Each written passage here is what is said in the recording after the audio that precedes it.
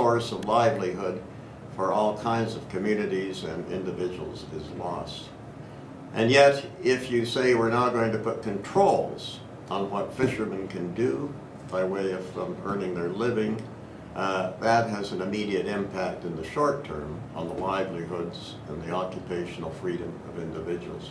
Where do you draw that line between the short term and the long term?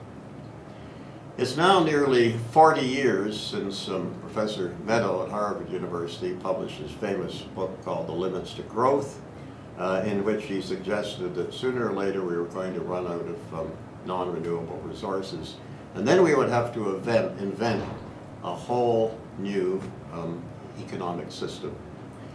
And 40 years has passed, and we still haven't come up with the answer to that puzzle, although more and more we know, as a result of the green movement, as a result of the importance of preserving agricultural land, going back to the food problem, which I mentioned earlier, that government and business must find a way of doing this together. I have an old grandfather clock in my house, 200 years old, and if you don't wind it up, the pendulum just drops and stands still.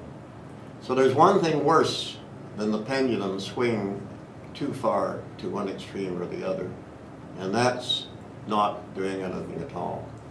So of all those 101 public policy issues that I suggested the world must address now and quickly, this issue of how the private sector and government work together for the betterment of everyone, to me, remains number one. So I hope we'll have a lot more discussion about that now and in the near future.